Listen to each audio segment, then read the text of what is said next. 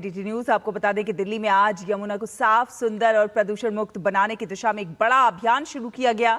दिल्ली सरकार के मां यमुना तट स्वच्छता अभियान के तहत राजधानी के 28 घाटों पर एक साथ सफाई अभियान चलाया गया। मुख्यमंत्री रेखा गुप्ता, मंत्री, सांसद, विधायक और हजारों स्वयंसेवकों ने घाटों पर पहुंचकर श्रमदान किया। खास बात यह रही कि सिर्फ सफाई अभियान नहीं बल्कि यमुना को लेकर सरकार के संकल्प और राजनीतिक संदेश का भी एक बड़ा मंच बना। दिल्ली की पहचान और करोड़ों लोगों की आस्था से जुड़ी मां यमुना के तट आज सुबह एक अलग ही तस्वीर पेश कर रहे थे।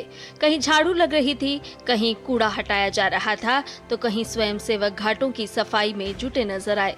राजधानी के 28 घाटों पर एक साथ शुरू हुए इस महाअभियान में बड़ी संख्या में लोगों ने हिस्सा लिया। मुख्यमंत्री रेखा गुप्ता गीता कॉलोनी स्थित दशमेश घाट पहुंची और खुद सफाई अभियान में शामिल होकर लोगों से यमुना को स्वच्छ रखने का आह्वान किया। ये स्वच्छता अभियान लगातार चलने वाला है। मैं स्वयं समय समय पे आप सबको आमंत्रित करती रहूंगी। सरकार पूरी मुस्तैदी से अपना काम करेगी और हम सभी नागरिक जो मां यमुना के बालक हैं, हम सब भी अपनी जिम्मेवारी निभाएंगे।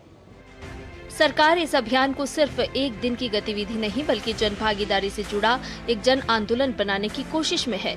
यही वजह रही कि दिल्ली सरकार के मंत्री, सांसद, विधायक और विधानसभा अध्यक्ष भी अलग अलग घाटों पर सफाई अभियान में शामिल हुए। मंत्री परवेश वर्मा और विधानसभा अध्यक्ष विजेंद्र गुप्ता ने कहा कि यमुना को निर्मल और अविरल बनाना दिल्ली सरकार की प्राथमिकताओं में शामिल है और इसके लिए लगातार काम किया जाएगा। इसको साफ करेंगे तो दिल्ली का पर्यावरण भी ठीक होगा और लोगों को एक अच्छा स्थान मिलेगा, पूरा सौंदर्यीकरण होगा, रिवर फ्रंट बनेगा और आपको 3 साल के बाद में यमुना में जमीन आसमान का फर्क दिखाई देगा। इसको एक जन आंदोलन का एक स्वरूप देने की आवश्यकता है और इस संकल्प के साथ कि यमुना का गौरव फिर से लौटेगा।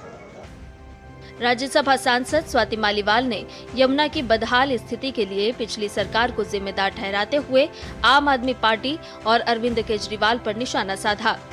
पिछले 10 साल में जब तक अरविंद केजरीवाल जी की सरकार थी, यमुना बिल्कुल बद से बदतर होती चली गई और ऐसा हाल कर दिया इन्होंने कि बिल्कुल नाला बना दिया है।